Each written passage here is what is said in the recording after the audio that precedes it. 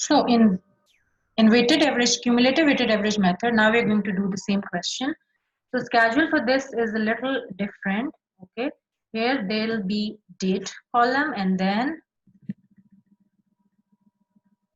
okay, here there is date column, and then there is a quantity column. Okay, we're not going to segregate the transaction like purchase and issue just like we did earlier. Now this time it's going to be a quantity on a separate column and value on a separate column, right? So it's going to be quantity column and then a value column, and then it's going to be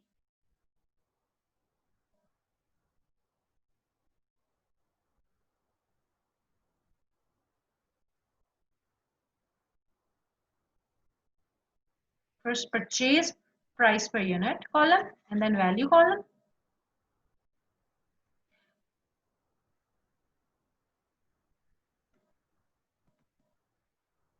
Per unit column and then value column, and then in the end we are going to calculate a weighted average price. So it's going to be a weighted average price column.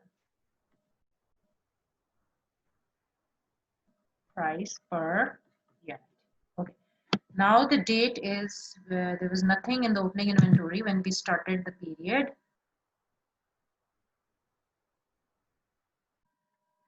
So on 3rd November, we purchased 400 units at 60 per ton. On 3rd, 400 units at 60 purchase price per unit at 60 per ton. What was the value? It was 24,000, right? And then on 3rd, after 3rd, there's 5th. So I told you every time there's a new delivery in store and before every issue, we are going to calculate a weighted average price. Now on 5th, there is an issue, right? On 5th, there is an issue. Now 200 units needs to be issued. Now what would be the price? What would be the issue price? Before every time there's a new delivery in store and before every issue, we need to calculate a weighted average price here. Okay, and what is the formula? I told you cost of opening inventory plus cost of purchases divided by units in opening inventory plus units purchased. Yeah, so this was the cost of opening inventory, right? 24,000.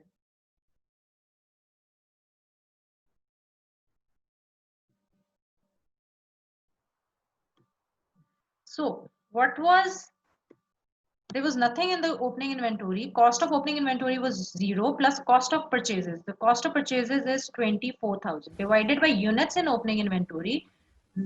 There's no unit in the opening inventory plus units purchased. What are the units purchased? 400 units. These are the purchases, right? So on 3rd, 400 units purchased. So what is basically going to be, how you're going to calculate the weighted average price per unit? So it's going to be running total of cost. In this column, we get the running total of cost. That's why we made a separate column for quantity and cost. Here we get a running total of cost and here we get a running total of units. And just divide 24,000 with 400 and you will get to calculate a weighted average price per unit. So it's going to be 24,000 divided by 400 and it's going to be the same price. Here it's going to be the same price. So it's going to be 600. So we are going to, whenever there will be issue, you need to deduct it because in the end you will get to the closing balance figure. So you need to deduct whatever is going out, you need to deduct whatever is coming in, you need to add it. So purchases we add and issues we deduct, and then in the end, in the same column here, we will get the closing balance in units, and here we will get the closing balance in terms of value. That's what we need to calculate. And this issue was done at, okay, so what was the value of issues, and the value as well we need to deduct. What is going to be the cost of issues here? It's 60 per unit, and for 200 units it's going to be 12,000. So 12,000 we need to deduct 12,000. So what is left? Every time, so after issue, just get calculate the updated balance. Why is that? Because we need cumulative total. We need a running total of cost over running total of units. So that's why I need to do, after 200 have been issued, we are left with 200, and in terms of value, we are left with 12,000. Now, what is the next date? 3rd, 5th.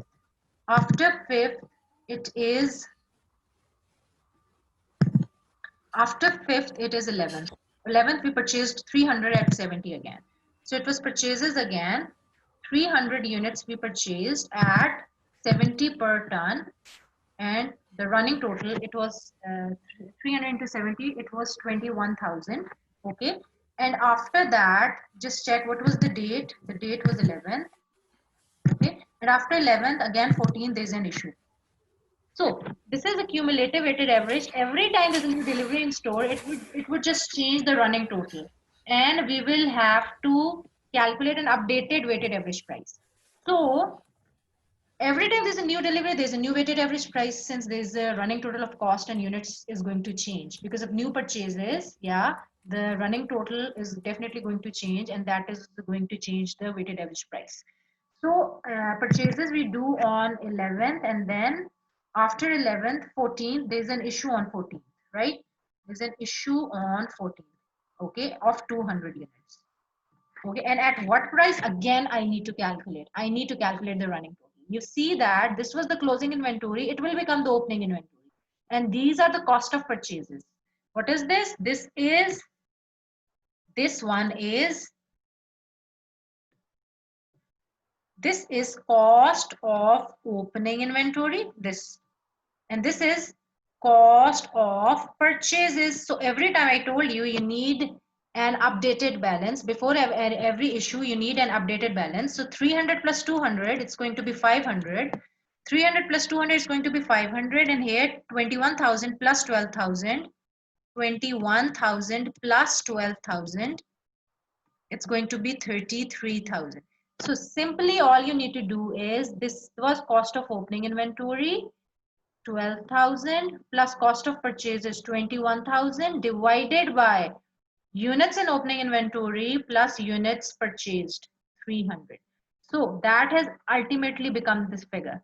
So every time before every issue, you just get the running total of units on this column and running total of cost in this column, and just divide the cost with unit. You will just get that price per unit.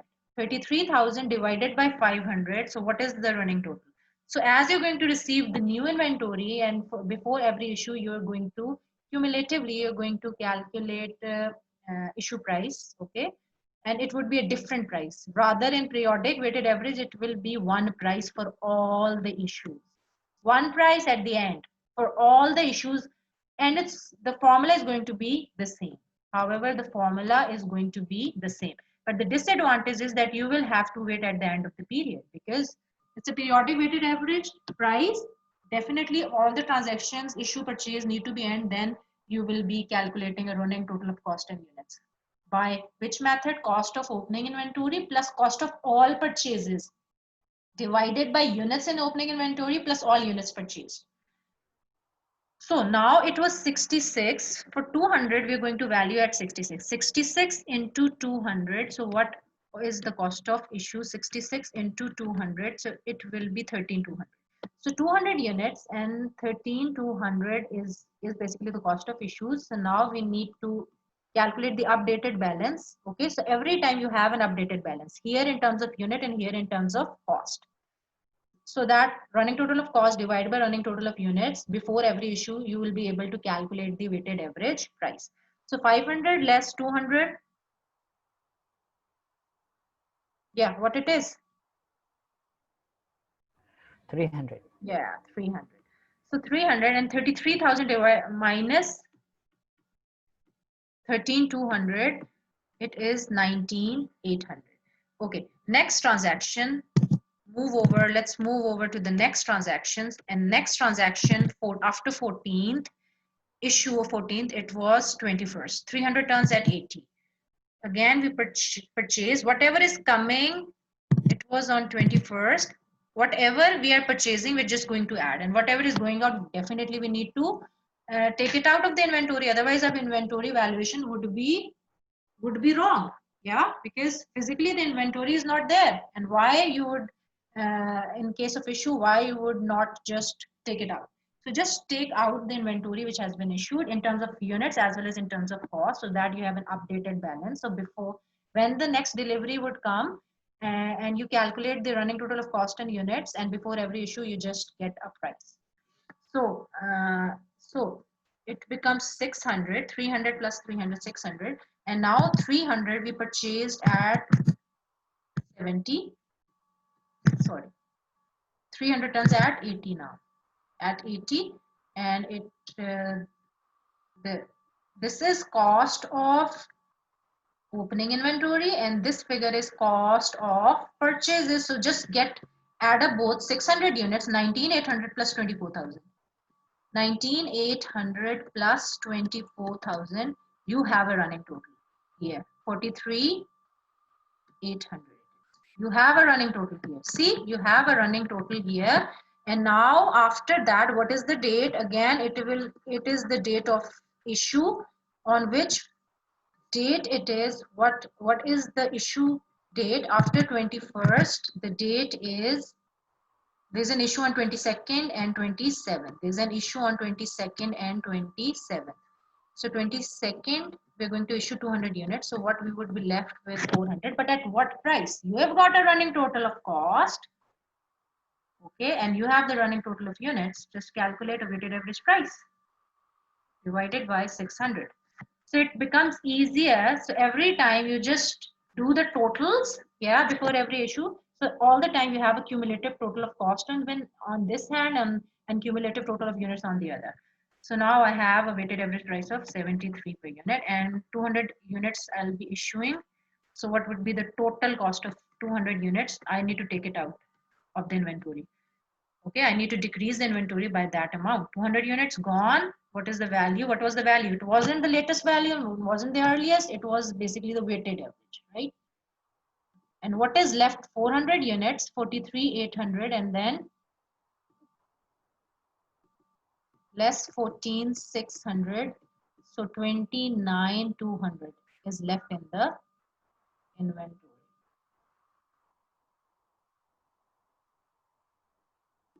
Can you hear me now? So we have 400 units, and what is the value? The value is 29,200. Now there's another consecutive issue. See, on which particular date? It's 27.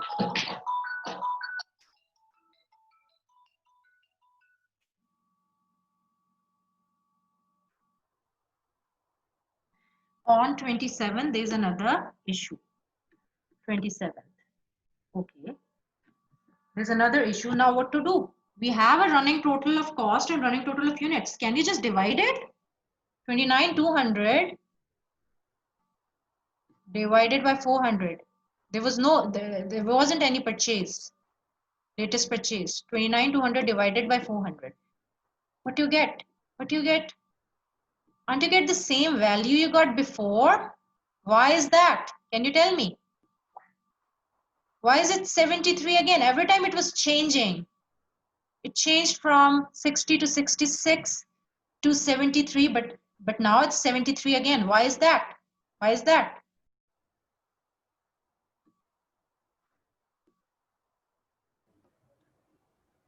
Why is it the same price?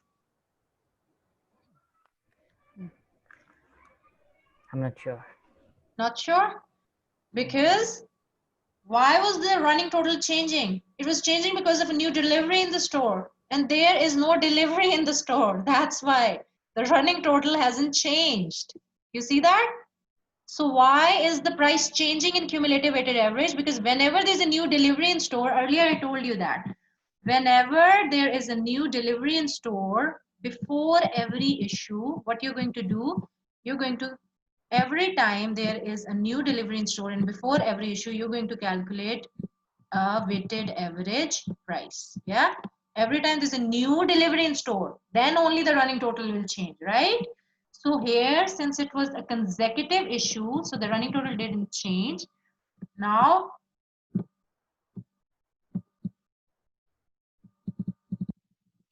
Now we're going to calculate the total cost of issues. Yeah. So now on 27th, we need to deduct 200 at what? The same. The cost of issues is going to be the same. It would be, since the units are the same, every time it's 200 units which is going out of the inventory. And what is left in the inventory? 200. What is left? 29,200 minus 14,600. What is left there? 14,600. 14,600. Do you remember? Do you remember cost of issues and value of closing inventory under FIFO method? Value was 16,000 and cost of issues was 53,000. Under LIFO method, the cost of issues were 57,000 and value of closing inventory was 12,000. I explained you the difference. Why? In weighted average and cumulative weighted average, now what is the scenario? Since it's an average figure, so cost of issues won't be too high, won't be too low. It would lie somewhere in the middle. And also the value of closing inventory would also lie somewhere in the middle. As you can see that 200 units we are left and the value of 200 units is 14,600. Now we need to calculate the cost of issues. Now we need to calculate the cost of issues. So what is the total cost of issues?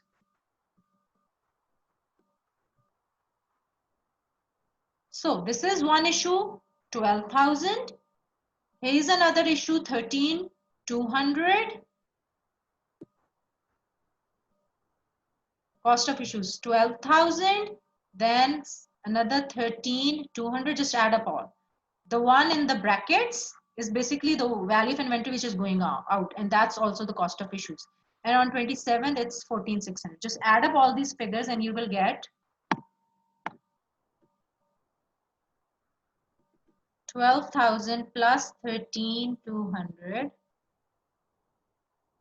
54,400. Yeah.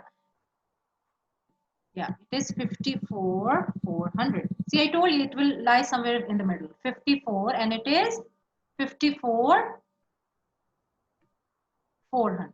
Yeah, 54,400.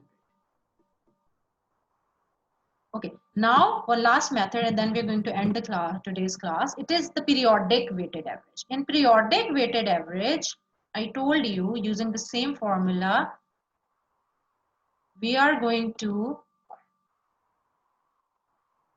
calculate the issue price, okay, using the same formula.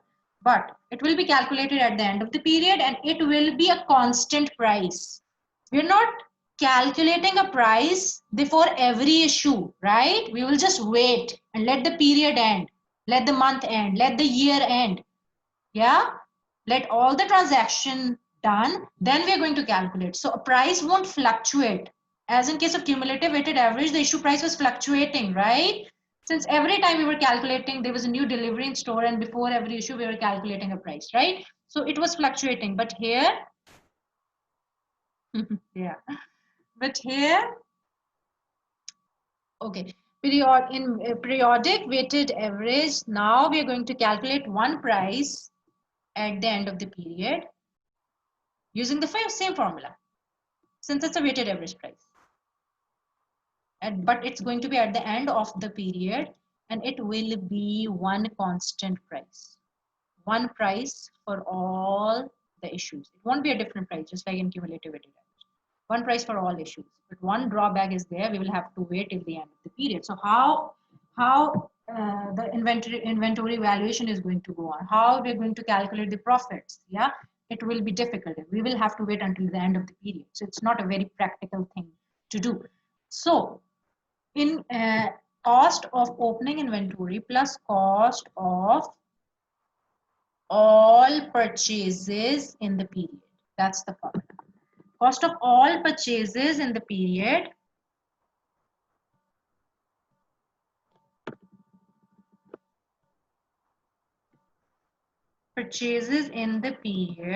divided by units in opening inventory plus all units purchased in And now we don't have to follow the sequence of the dates. We can do it like this, yeah. Like as we calculate the closing balance, how we do that? Opening plus purchase is less issues, right? So we can do it. We can do it like this. There was nothing in the opening.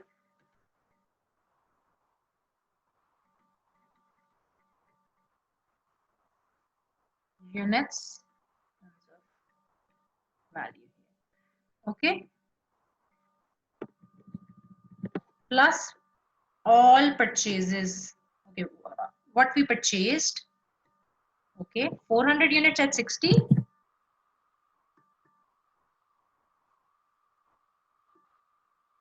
400 units at 60. Value was 24,000, right?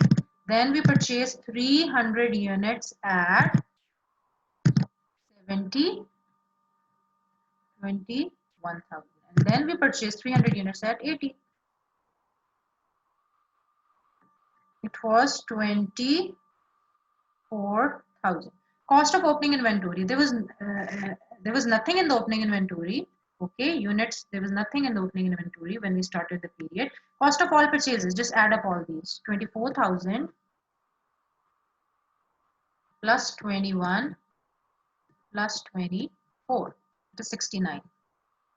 And what are the total units? It was 600 and 400. It was 1,000, right? So what is the issue price per unit? Weighted average price, periodic weighted average price per unit.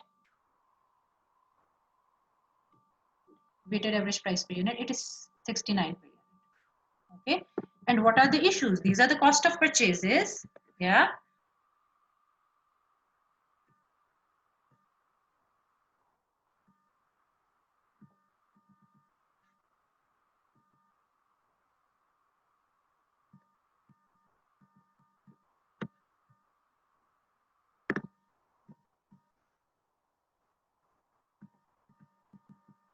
Sorry about that. So 1,000 units, 69,000, and now less issues. How many issues are there? Remember, every 200 into 4. We have 4 issues of 200 units each. 200 into 4. How many units? 800 units. Okay. Every time you're going to issue 800 unit at 69, right? 800 at 69. So it is 55, 200. So nothing in the inventory. 1,000 you purchased, 800 are gone. Now how many units are left? Now you will have the closing inventory.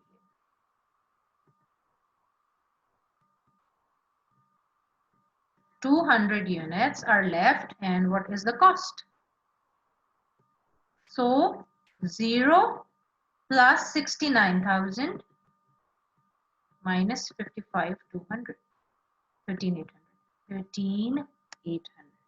Yeah, again it's a value which is lying somewhere in the middle. Yeah, and periodic weighted average. What is the total cost of issues? 69 into 800. That's the total cost of issues, which is 55,200, right? And periodic weighted average.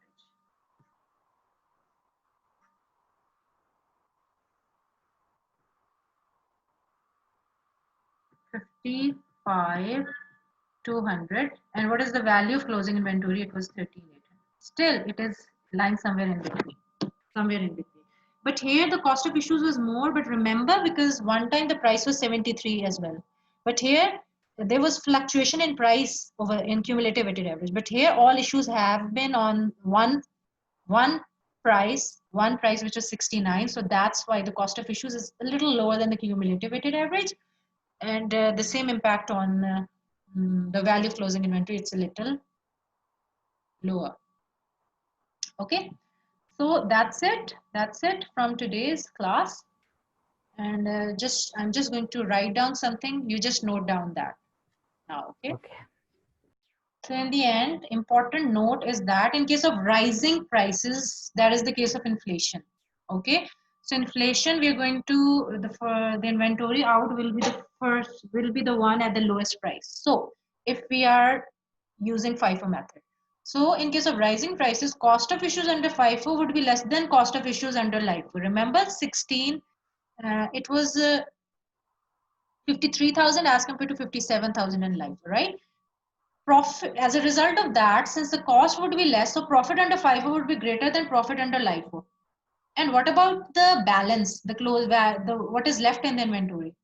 What about the value of closing inventory?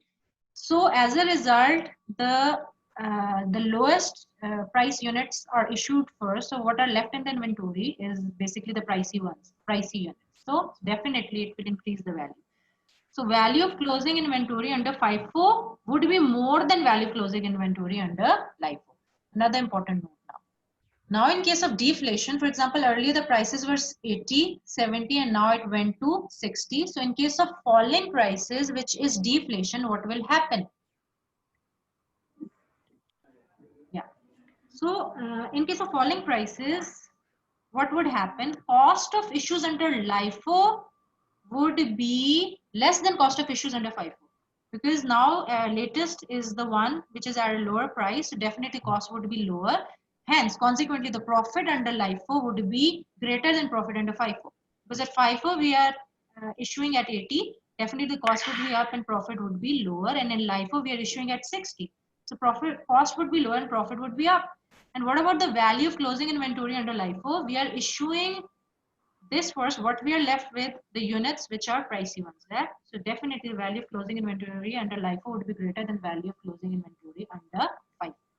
Okay, now practically which method is being used? Usually it's rarely the case of falling prices. It's basically for commodity items, basically the prices change and definitely the price rises every time as compared to if you measure the indexes. If you see the price indices from back to 10 years back, now the prices definitely they are at a higher end now. So usually it's the case of inflation. So practically we don't use LIFO method for inventory valuation. Why is that so? Because when we're going to value the asset, what is the figure that is going to go to the statement of balance sheet, which is known as statement of financial position? That is going to be the value of closing inventory, whatever asset it is, material, work in progress, whatever finished good, it's going to be the closing inventory. So if we are going to use LIFO method, what will happen? We are issuing at the latest price. So the value in the of the closing inventory would be at the lower side, right? And if in the market you go and check the prices of that item, so in that case you are basically you are understating your assets. Yeah, if you're going to use the LIFO method, it won't be a representative of it won't show the market value. Ideally, your assets should be representing the market value. Yeah. So in case of LIFO, when we will issue the latest ones first, and the earliest ones would be there in the inventory, and and the prices are rising, and you're valuing inventory at the lowest price, so definitely you are understating your assets in that case. And in that case, due to that understatement, your assets won't be a representative of a market value. Okay, so assets won't be valued at a market price, which would be understatement, which would be wrong. Yeah, are you convinced? So usually Yes. it's either the weighted average which is being used, the cumulative weighted average, or it's the FIFO method which is being used. Because when you see it's FIFO method, and also for certain items like which are food items or the perishable inventory. If you go buy apples, definitely the seller would sell the older apple first. Definitely he knows that the other ones they will just get rotten, and he won't touch the latest ones, right? So yeah, so all the time the preference would be that he would sell the earliest stock before the latest stock. Is it so? Is it so for perishable inventories, right? Yeah. Yeah. Yeah. It depends upon what kind of inventory a person is holding. Perishable, And also, if in case of grains, you see that the flour and all these grains, they are stored in large silos, right? So, and in that case, they use LIFO method. Why? What definitely then they can't, they would just sell the things which are on the top. Take away the things which are the latest ones, right? They'll use the LIFO method, right? They can't get down and get the earliest ones out in case of rice and flour and all that. Yeah. But for perishable items like apple, bananas, and all that, they'll be using the FIFO method. But ideally, LIFO method, in that case, you'll be understating your assets and the asset won't be a reflection of the market price, right? And also, it depends from industry to industry. Like oil, you see that you've purchased, you have a petrol station and you've purchased oil in different batches. Yeah. Can you use FIFO or can you use, are you going to use LIFO method or are you going to use weighted average in that case? For petrol. Yeah. Can you segregate the inventory? I mean, won't the oil get mixed up in one container? Yeah? I'm not sure about that. No? You will keep the earlier oil separate than you bought later, or it'll just get mixed up. I think I'll keep the same price. You'll get Earlier. no, you won't keep it separate. It's oil. It's oil. How would you just keep it separate? It would just get mixed up. So they are going to use weighted average method in that case. Yeah, Okay. for all the Okay. prices and all that. Yeah, they're going to use a weighted average. Yeah, for flour, they will just sell from the top. They can't get to the bottom. Yeah. And for perishable inventory, it's going to be FIFO method. And but in that oil case, everything will get mixed up. It's better when they're going to issue and set the selling prices and all that, they may be used doing that because the selling price would be different. Issue price just would be cost of goods sold, right? I'm talking about the sales price would be different. It's not about setting a selling price. It's about the valuing your inventory. And when a particular inventory is sold, you just charge the cost to the income statement. So that will have an impact on the profits, right? Selling price is a different thing. Understood? Yeah, understood. Yeah. Okay. Because in the end, they have to measure their profits. Yeah. For that sake, they value the inventory, and when the inventory is sold, they charge certain cost in the income statement just to arrive to the profit figure, right? So it will have the valuation method, which will impact the cost, and it will have an impact on the profits. Okay. Thank you. That's it. That's it from Okay, today's thank you. class. Thank you. Oh, okay, Joseph, you may leave. Okay, he has already left. Do you want to ask me anything?